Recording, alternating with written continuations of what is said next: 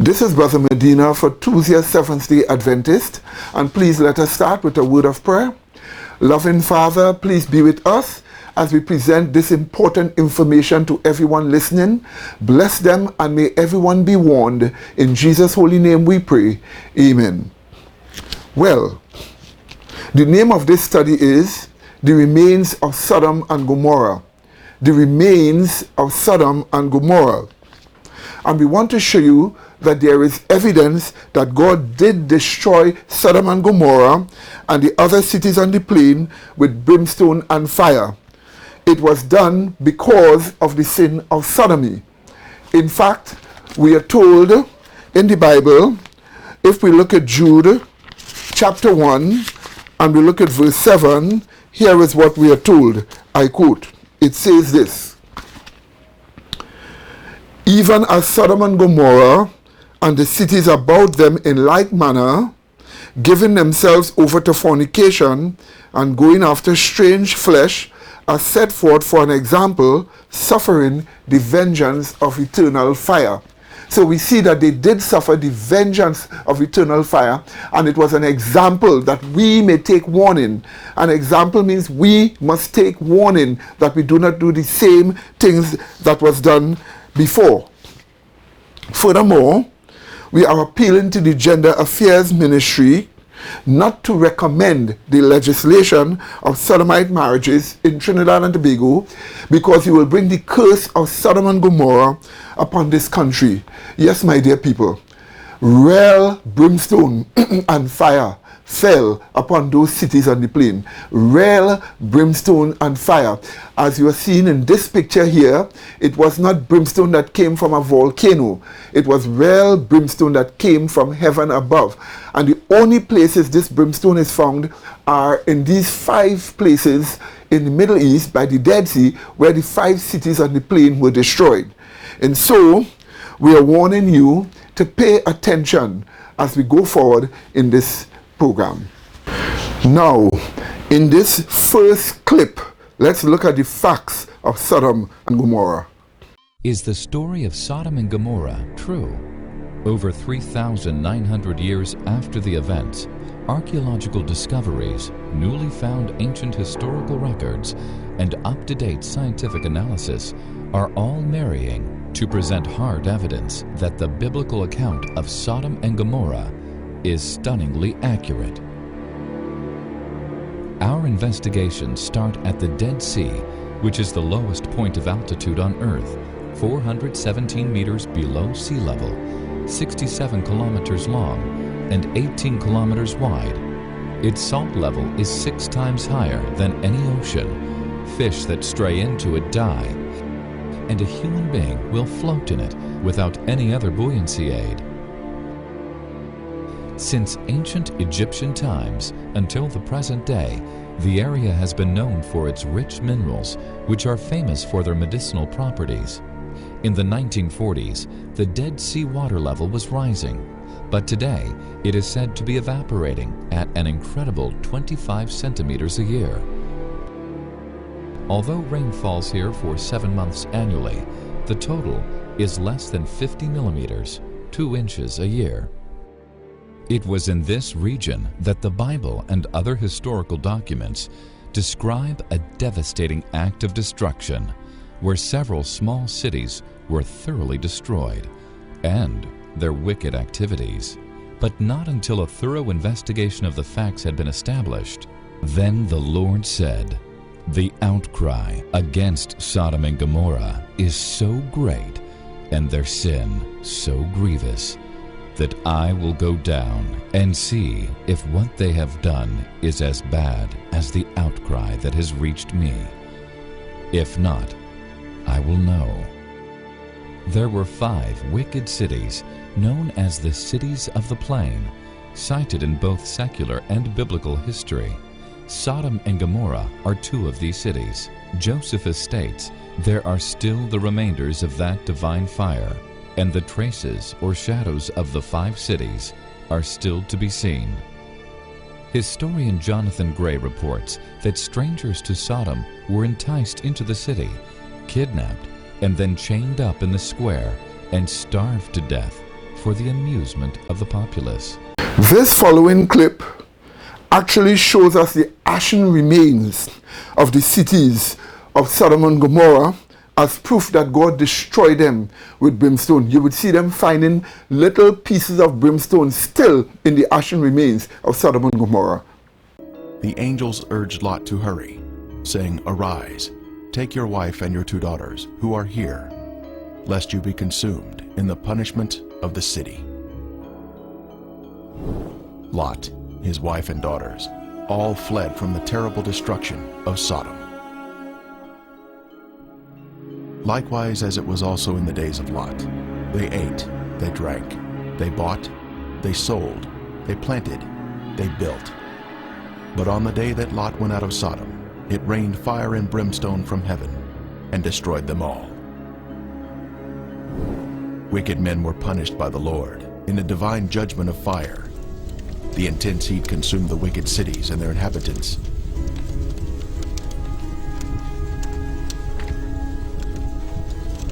But Lot's wife looked back toward her beloved Sodom, violating the angel's command, and was thus turned into a pillar of salt. Turning the cities of Sodom and Gomorrah into ashes, condemned them to destruction, making them an example of those who afterward would live ungodly. This is a visible example that is mentioned here. The Bible tells us the cities were in the plain of Jordan, which is the area surrounding the Dead Sea, and it was once a beautiful, lush area. At 1,300 feet below sea level, this is the lowest place on earth, a very hot and desolate region that was cursed by God because of the sins of the people. Sodom had pride, fullness of food, and abundance of idleness. Neither did she strengthen the hand of the poor and needy. And they were haughty and committed abominations before me. Flavius Josephus, the 1st century Jewish historian, tells us, "There are still the remainders of that divine fire, and the traces of the 5 cities are still to be seen." Popular thought has it that the cities were later covered by the waters of the Dead Sea, but if Josephus could see the cities in his day, then we should be able to view them also, as the water level has, if anything, receded since his time. And the border of the Canaanites was from Sidon as you go toward Gerar, as far as Gaza, then as you go toward Sodom, Gomorrah, Admah, and Zeboim, as far as Lasha. The biblical description tells us the cities were spread out, forming a line along the Canaanite border, not grouped together in one area, as some may think. Driving along the coastal highway of the Dead Sea in Israel, one can soon see peculiar formations that are of a lighter color than the surrounding terrain. These are the ashen cities, destroyed by the wrath of God. These cities were consumed by intense flames, a supernatural heat that was directed by the hand of God. Today there is ash that is of lighter color than the surrounding mountains and terrain. As mentioned in the Bible, this is a desolate area where nothing grows.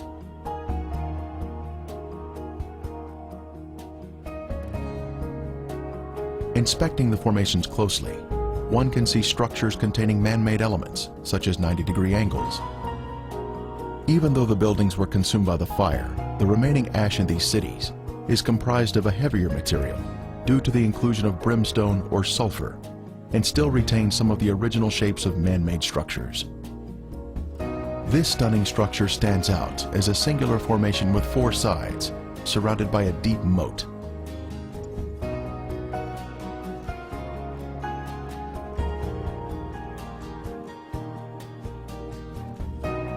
We move in closer to inspect the unusual features evident on the side of the formation.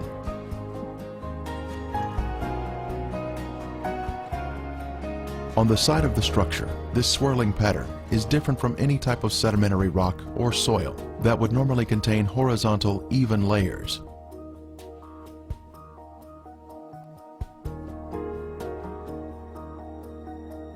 These swirling designs were also seen in other ashen formations in the cities. This is evidence of extreme heat, up to 6,000 degrees Fahrenheit, where thermal ionization occurs, when the electrons repel and attract, forming these unusual, swirling designs.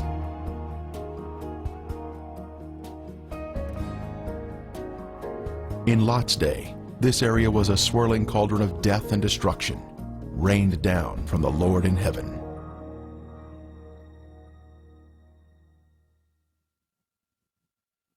Strange anomalies can be seen here, such as these fragile layers of material which disintegrate when touched. The limestone buildings in the cities of Sodom and Gomorrah were totally transformed into ash by the consuming fire of the Lord. Evidence of this destruction is revealed in the white gypsum anomalies in the area, including unusual shapes of chalk-like material, which is not found in other parts of the country.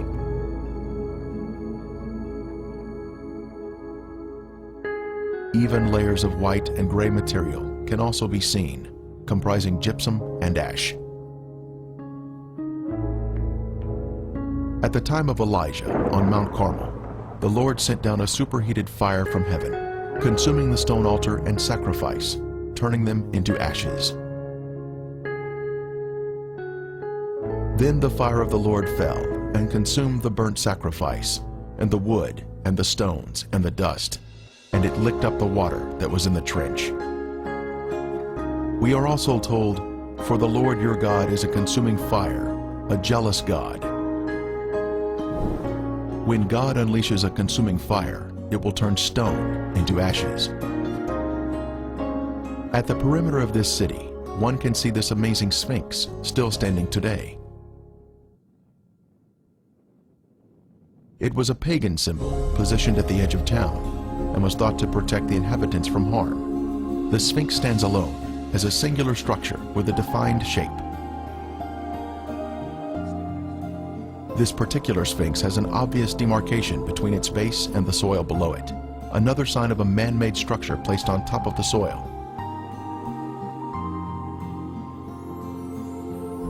Later, we will see another Sphinx.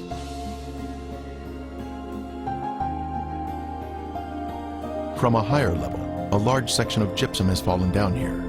It clearly exhibits the alternating layers of white ash that is calcium sulfate, gray ash that is calcium carbonate.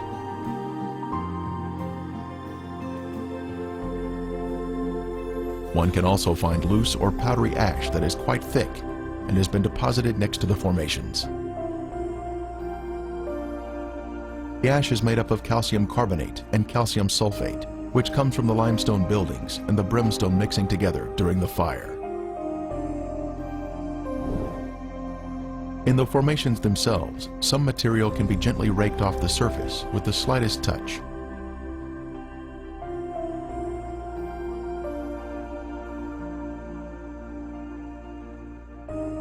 Looking down the city streets, one can notice man-made shapes which are not found in nature.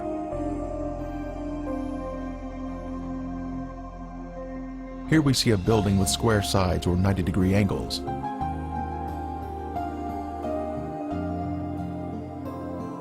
From the opposite side, we can see the same symmetrical structure and man-made angles.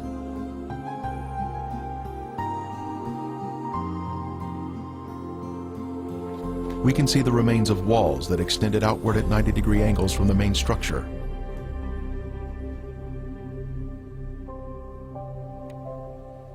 Once again, further evidence of man-made construction.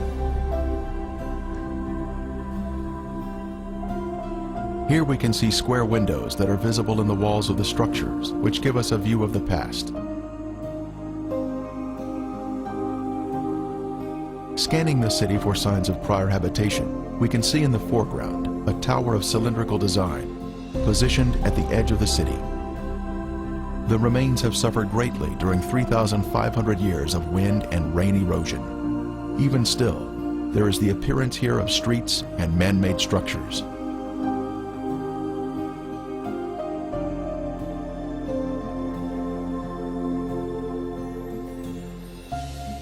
Here in the foreground, we have a conical shape resting on a raised area. A short distance away, we see another similar shape.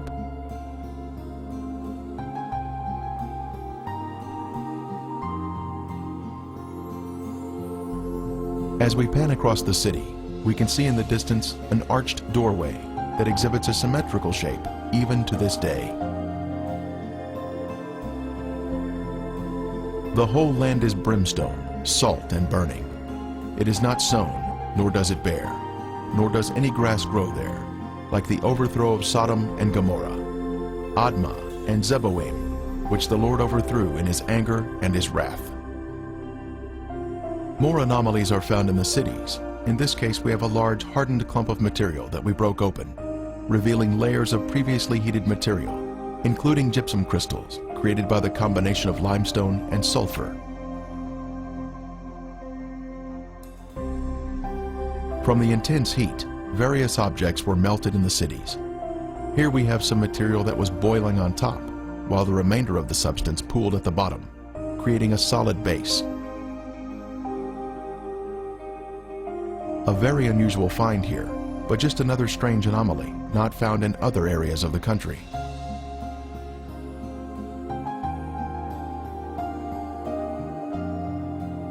Here is another example of some type of substance that was melted from the extreme heat that God rained down from above. Here is more proof that these Canaanite cities, Sodom and Gomorrah and the other three cities on the plain, these Canaanite cities that had Egyptian culture, were in fact destroyed by brimstone and fire. You would see they have even found a piece of a bone from a finger in the ashen remains as clear evidence that God did destroy those cities on the plain. As we near the formation, we can see it is in the shape of a ziggurat. It turns out there are actually two ziggurats on this raised acropolis.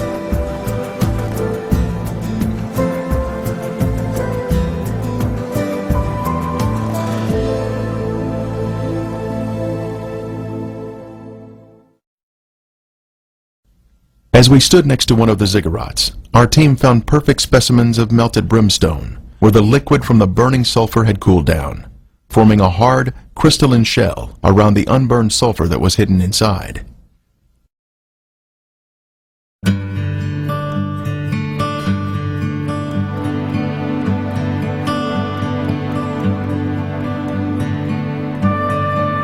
On the outside of the ziggurat, we spotted a piece of brimstone fused into the side of the formation. Using a knife, it was opened, revealing the pure brimstone inside.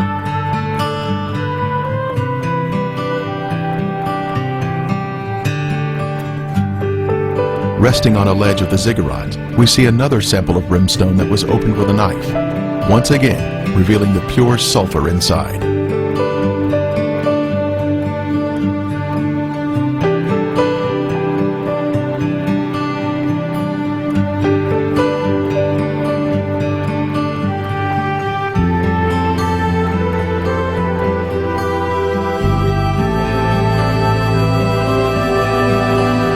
The most impressive evidence was this cremated bone fragment that was left behind from some lost soul of Gomorrah. The bone marrow inside was cooked until it had turned white. This is a moving testimony of God's power to destroy those who reject the Holy Spirit.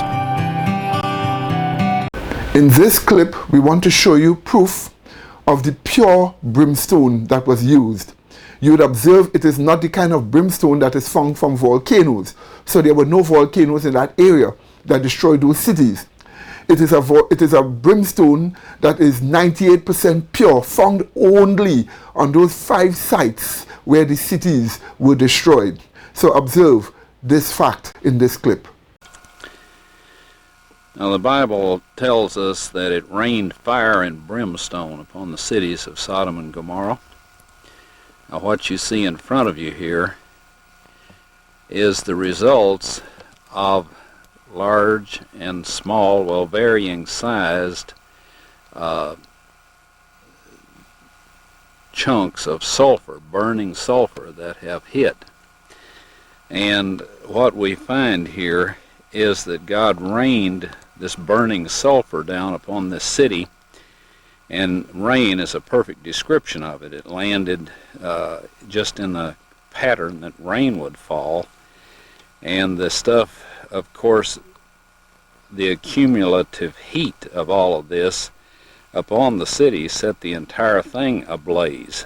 The flash point of every material there, metal, stone, of course the people, and everything burned. And this sulfur continued to burn, and it vitrified the material around it.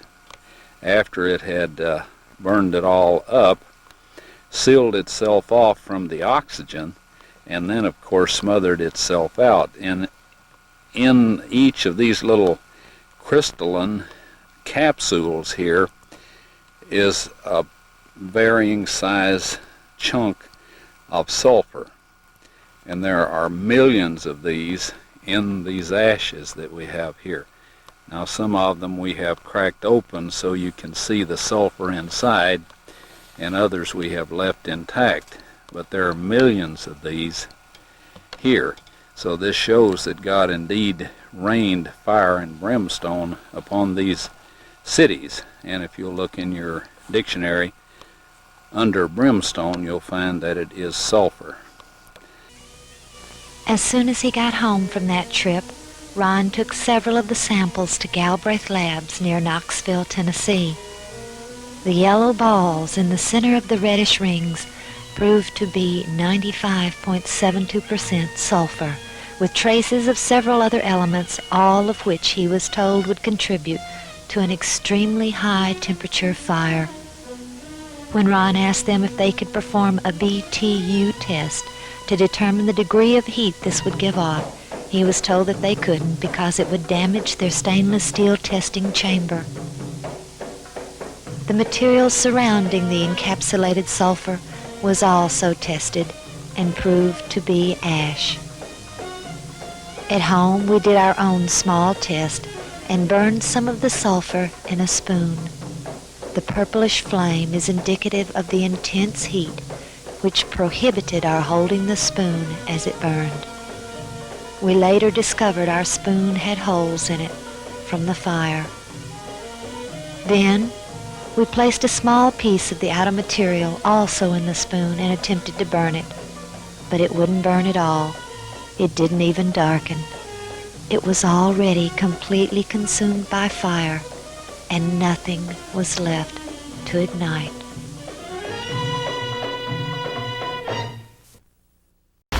It will be good for us to take heed according to this warning that you see on this clip. The warning that you see on this clip, you need to take heed based upon what is being said here. We do not need sodomite marriages in this country. The government mustn't legitimize it or make it a law. Pay attention to this clip. Or what is the likelihood of 5 separate locations experiencing identical disasters?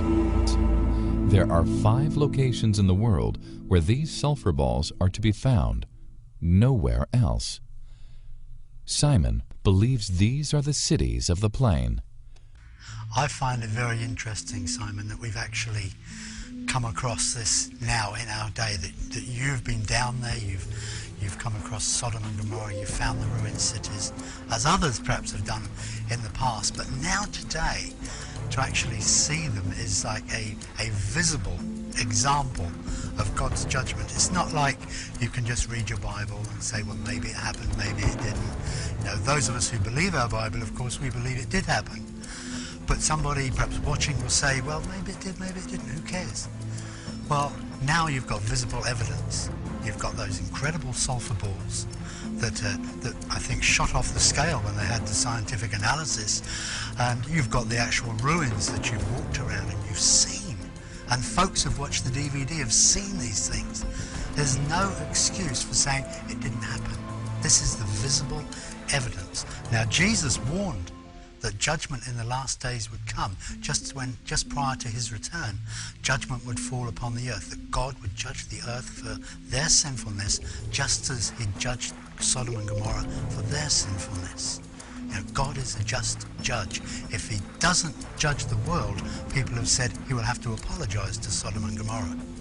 So what you're seeing now is a repeat, when God is saying, look, here are the ruins, here are the actual sites. Judgment came then, judgment will come again. Jesus warned us in Luke 17 that as it was in the days of Lot, so will it be in the coming of the days of the Son of Man. When Jesus returns, returns again. Judgment will fall. Sodom and Gomorrah were destroyed.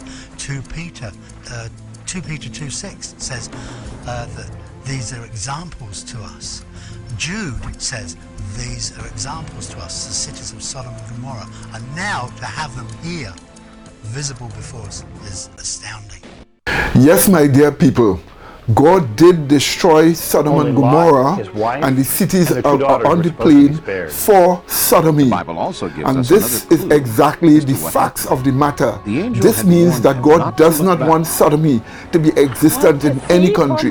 It is even worse if the government legislated to legalize it or to make it a legal thing. We are calling upon the Gender Affairs Ministry not to recommend the legislation of sodomite marriages in this country. If you want this DVD, this program, and the program before which dealt with like topic, all you have to do is to call us at 625-0446. 625-0446, and we would give you this DVD plus the one before plus another DVD that we had in a study in church about sodomy. Yes, my dear people. And what you are seeing before the screen here are our various websites where you can get the information that you want. Well, in the meanwhile, may God bless you until we meet again. In Jesus' holy name, amen.